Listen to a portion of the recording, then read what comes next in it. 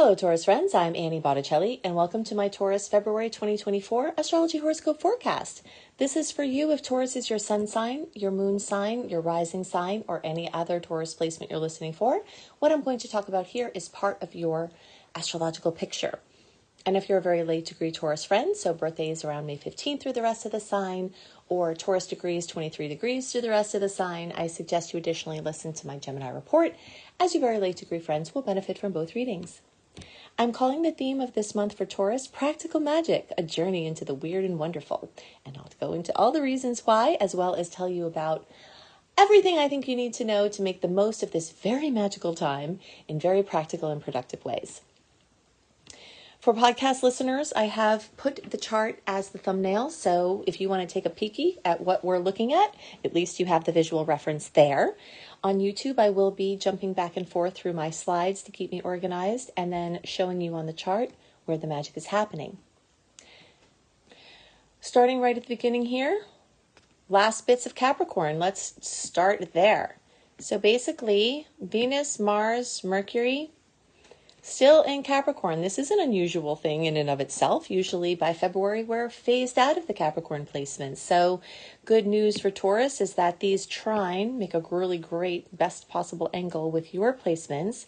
Talk about practical magic, having the most favorable aspect in all of astrology with 3 personal planets, Venus ruling love, beauty, relationships, money, Mars, which rules oomph and action and ambition and impetus, Mercury, which rules information, education, news, all coming into a nice angle with your placement in the house of the 9th house, which has to do with expanded horizons. So again, this earthy, practical approach towards the magical, the mystical, the expanded, the broadened viewpoint. This is going to be a big theme this month for Taurus, and we can see it right here at the beginning. Very important to note that you won't have a time where the stars are as focused and disciplined as they are right now at the beginning of February for a while. You'll have to wait until Taurus time of the year for that to happen again, because we'll go through Aquarius, Pisces, Aries energies, and all of those are super distracting. All right, even though Aries is driven to action, there's still not, this earthy practical energy that we have right now. So you want to take full advantage in January and into early February of these Capricorn placements that not only make a nice angle for you, but also really ground in those things that need tedious focus and commitment to getting them done. Because once we get into Aquarius time and we have an abundance of Aquarius energies, things will be more distracting. They'll be more in the idea of talking and thinking and looping through your brain, maybe a little bit harder to pull those things out of the ethereal into the material. Although we do have a lot of energy for forward movement, there is something very specific and really positive and productive about this this earthy sequence here.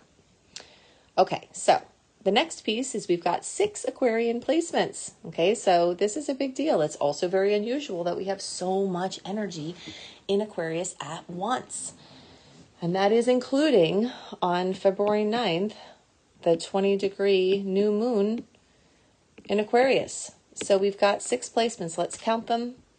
Venus will get into Aquarius. Mars will get into Aquarius. Mercury will get into Aquarius. Pluto's already there. The sun is there. Then the new moon, that's 6. These will all crowd your house of work, career, employment, business, and passion projects that are out in the world that may or may not have anything to do with money. So if you're retired or you're independently wealthy or something going on there, or money is not your primary interest, all of this energy can crowd towards passion projects and pursuits, and they don't have to have anything to do with finances per se. But for many people who have to earn money and, pay bills and go through all of that, this can be very related to earning money, employment, business opportunities, expanding your work. And what the big key is here for the practical magic are going, okay, so when I say practical magic, remember I talked about the combining of earth energies with other energies. This 10th house that all of these 6 Aquarian placements are moving through is an earth house. It's the Capricorn house. It's very practical. It's very systematic. And now we've got, and it's very traditional actually, and now we have all of this Aquarian energy here, which is very not traditional, very unconventional, very sporadic, erratic, sometimes unstable, genius level insights, futuristic thinking. And so all of this energy of practical magic, this journey into the weird and wonderful, has to do with Aquarian energies applied towards your daily mundane experience. This is the theme of this time, and there are so many possibilities here. So if you have to get something worked out for work, maybe something in technology, or technology can help you. If you have to get something worked out for work, maybe the community aspect of Aquarius could help you. There are many aspects to Aquarius. One of them has to do with the things, or some of them have to do with the things we've listed already. But there's more. There's teamwork. There's your tribe, people that speak your language and get you. There are things that you're excited about, like could be a sport, and people that you group with because of that sport. It doesn't have to be related to work, but networking, connecting with other people in social settings, online or in person.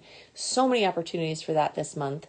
And you may find that you have some of your practical problems alleviated from connecting with other people and seeing yourself as a member of a group and lending your voice to the bigger chorus, as it relates to your place out in the world.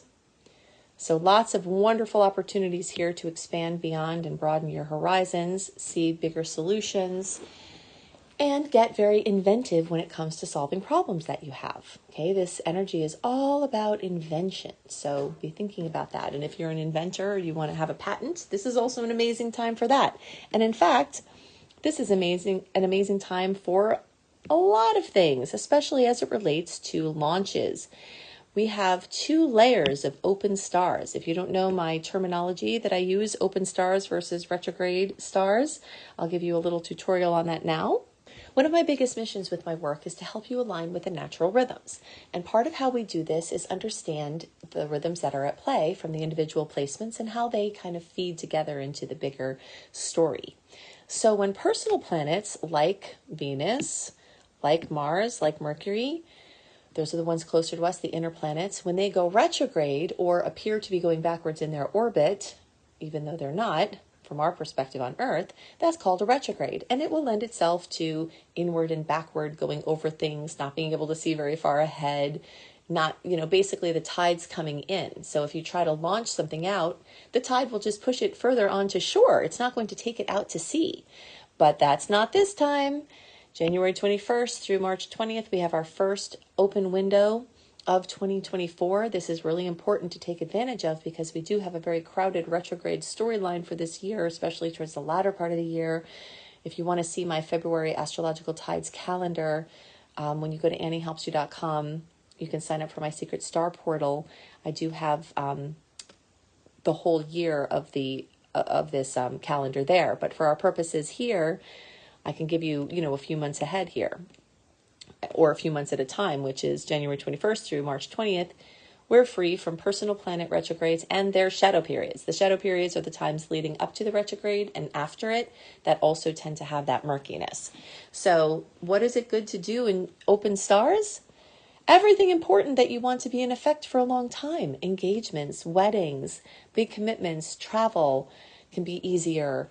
Anything having to do with big purchases or big sales or investments or estate planning or getting loans, signing paperwork, agreements, moves. All of those things are going to be much easier in stars that are direct. And you've got this awesome launching pad, January 21st through March 20th. Now, if you want to kick that up a notch, wait till the 27th and then start the window from around the 27th to March 20th, because during that time, you'll not only have the personal planets free from retrograde in the shadow period, you'll also have all of the outer planets, the ones further from us, going direct. This is very rare. Pluto, Saturn, Neptune, Uranus, Jupiter, all going direct. This is rare and wonderful. And it really gives a lot of momentum. It helps you catch up with things in a short amount of time if you felt behind or you need to progress ahead. It's like one of those things where you go to, some magical land and a day is worth like multiple years. That's what this is like. So a day's worth of work could advance you years worth of progress. This is, a very unique opportunity to go into the weird and wonderful, to see these unusual transits and this combination, of factors that can erupt into glorious manifestation. Now, the outer planets will be direct from January 27th through May 2nd, but once we're in March 20th, the inner planets will start to get foggy. So although you'll be seeing certain bigger picture things moving forward because of those open stars and have clarity about certain things involving those outer planets, things will get foggy and difficult and not really the best for launching once we get, past March 20th, because then the tides will be coming in. Right now, the tides are going out in a big way. So if you put your boat out to sea and you're trying to get to the next island, you will go further and wider, and anything that you launch in this time will go further and wider, and that will be imprinted for the whole life of the project of whatever you start now. Very exciting. Okay, so eclipses, we got to talk about them. We had a rough season. Taurus especially went through it the end of 2021 through the end of 2023. You all were targeted in the hot seat for the Taurus-Scorpio eclipse cycle. Fortunately, that is behind you now. And now we do have more eclipse seasons, but they're not targeting you. That doesn't mean that you won't have profound change and karmic clear-ups. It just means that from the perspective of your Taurus placement, you're not in the hot seat anymore. Now, we're focused on Libra and Aries energies. Give you the dates here. Lunar eclipse at 5 degrees of Libra, March 25th. Solar eclipse, 19 degrees of Aries, April 8th. We're talking about this in February because the season starts 4 to 6 weeks before the first eclipse and stretches out 4 to 6 or even more weeks after the eclipse. So February through May is the season. Imagine there's a pot on heat in between the eclipse seasons, which was like December, January. Very low heat is there. So manifestations from that Aries, Libra, me versus we eclipse cycle that started in early 2023 and goes through early 2025 may have had some things happening. But in February, we start to turn up the heat, and you'll get more bubbling and rumbling of news and manifestation and information. Once we get into March and April, it'll be bubbling and steaming over the top. Then in May, it'll start to dial down a bit, and that will be the cycle of manifestation. Things involving your autonomy, things involving relationships, that's a continued theme. I know we already did a lot of that with the Taurus-Scorpio eclipse cycle. That was me, my stuff and my stuff. I mean, my stuff and your stuff. And now this has to do with yourself as an individual and your relationships with others. If you want some context, think back to 2013 through 2015 when we had this eclipse cycle last. Prior to that, 2004 through 2006. Prior to that, if you were around, 1995 through 1997, you can think back and see some themes about me versus we at those times, and you may find that some significant things happened. If something terrible happened in that time frame, it doesn't mean that it will again happen. Sometimes there are endings to relationships, but sometimes there are beginnings, and there are different chapters. So it doesn't necessarily mean that the same exact thing will happen again, because the stars are different now than they were then, but these are themes, that could carry forth. Now, another layer of the eclipses, and we will go into more of this in the March and April reports, but just to touch on it now since they will be starting up, the 12th house and the 6th house, some people get thrown off and they say, stop talking about houses. I just want to know what's going to happen. Well, I'm sorry. I'm an astrology teacher, so I try to tell you why things may happen, not just what may happen. And, that is just a point of my work that differentiates it. And it adds to the dimensions of understanding. So the 6th house, houses are fields of experience that we have as humans. The 6th house relates to health, wellness, your daily practices, pets, your office dynamics, or wherever you are every day, your daily routine. The 12th house relates to your ethereal space, your psychic space, your subconscious mind, your quiet personal pursuits, your private life and your private world. Ethereal versus mundane. So these polarities are also being aspected with this eclipse cycle. So for these times, 2023 through 2025, in the early parts, and those, years I gave you prior, there's a revolution going on for you of getting more in touch with your psychic space. And again, bringing this practical magic, because if you tune into something intuitively, it can help you make decisions on a practical level. Some people who don't like to use words like metaphysical and ethereal will say, it was my gut. Guess what? That is your intuition. That is your subconscious mind giving you a physical or physiological response that you feel, in your midsection when you're sensing that something is good or bad, or to pursue it or to not. That's a way of dancing around the ethereal topic that, we're multidimensional beings. And a gut feeling is an intuition. And this is, the multidimensional ethereal part of yourself. And this storyline is going to be very much aspected during these eclipse cycles. Okay, so now let's talk about this full moon at 5 degrees of Virgo on February 24th, because it is in fellow Earth signs, so it's going to make a trine for you. All right, so fullness, completion, fruition, drama comes to the energy of Virgo. We talked a little bit about Virgo. It's ruled here by the 6th house. And this is, pets, health, daily routine, office dynamics, fullness, completion, fruition, drama coming to this space. Maybe you get your perfect pet and you give a pet a forever home. This is an amazing time to do something like taking on a new family member in the form of a pet. And so if you're looking, this energy can help you with that. The days around February 24th may be especially notable. And then this happens for you in the 5th house.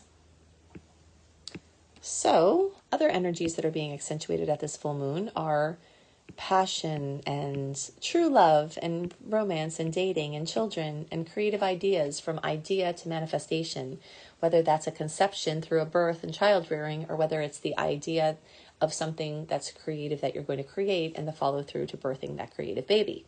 So that house is going to be beautifully lit up in this trine formation. All of the Tauruses can get the goodies from this, but those of you who are close to 5 degrees, so that's going to be April born, you may get an extra kiss out of this, but you're not being left out of it if you're not in that zone, but you may notice, more relevance for you the closer to 5 degrees you are, which all of you in the April born are there. All right, so you see I'm giving you some dates here, and I will give you some more dates. If you like the dates and you want to know ahead of time for your planning purposes, the sweet and salty dates, the sweet and salty ratio, which, by the way, we have double the sweet aspects compared to salty this month, which is exciting, plus a written a write-up basically of the month ahead. Go to anniehelpsyou.com, put your name and email address there. You'll have lots of astrology education. If you're learning astrology, you definitely want to be in my free VIP community, because I give lots of free resources to my crew, including the February 2024 astrology, which will be out at the end of December, and then will be in the archives after that. In the welcome letter, which may go to spam or social folder, you will be able to find the welcome letter, and then you'll see the archive link there. But I am going to give you some more dates, just in case you're not, registering for that, so that you are equipped. Okay, so watch out in the days around February 8th through the 16th. We talked about the very weird and wonderful journey that the Aquarian placements can give you at this time. And we also have squares with the planet Uranus, which rules Aquarius. So we've got a lot of your Uranian energy at this time, Aquarian energy. But one of the places where it's a little bit dicey is in the days around the 8th and the 16th, because it's in a square with the Sun and Mercury. So you just have to be extra careful and awareful, as I like to say. February 8th is the Sun square. February 16th is the Mercury square. Zapping and jolting, bringing news, surprise news, information, or discoveries that can upset the stability and balance. Whatever happens can turn out to be a good thing, but the sudden of it, the suddenness of it can make you feel like you were struck by a lightning bolt, basically. This is a very electric month, and these are very electric transits. So take special care around electric sources. Like I'm saying, don't clean your toaster oven if it's plugged in. On an energetic level, this can be jostling and bring anxiety and erratic behavior from yourself and other people. But at least the transit passes quickly. You might just be prepared to breathe through random and sudden upsets at this time. And then we've got the yay for February 7th and 13th. We've got two nice aspects with Venus. The 7th, we've got Venus in Capricorn trine Uranus. So this time we've got happy surprise potentials. This could manifest as a gift or a purchase of a long-awaited material item, which this month is full of opportunities for that, or paying off of major debts, sudden sweet surprises in love, money, You could be overtaken with a sudden insight about your financial or love situation that brings you great joy. Basically, ideas for advancement can zap in now. And in the days around February 13th, and this, if you're in the United States and you celebrate Valentine's Day, this is going to bring a nice energy there. Venus in Capricorn will make a great aspect with Neptune. So it's dreamy and intuitive and artistic and romantic.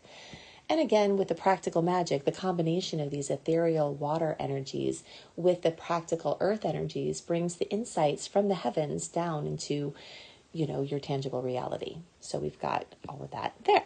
Definitely go to AnnieHelpsYou.com, put your name and email address in there. You can see other free resources that I have there. If you're into astrology education, I'm your girl. You definitely want to join my email community because you will have lots of opportunities for free astrology education. If you want to go deeper, you can see my Astrology Basics and Beyond course, which is shows you the 6 steps to reading charts. And if you want to go deeper and you resonate with how I teach and you want to learn, you can look at my astrology certification course, my Becoming a Professional Astrologer Mastery course that has over 100 modules and goes so deep into teaching you how to draw out of the potentials, the infinite potentials of reading a chart, what the best things are to talk about. If you're a newbie, it can bring you from 0 to doing readings in a short amount of time. If you use the system that I offer you there, if you've been studying astrology, it can help you to weave together your understandings, have a stronger foundation, and expand beyond your knowledge into your confidence of your art and your science of astrology. I hope you have a wonderful month, and I'll see you next month. Bye.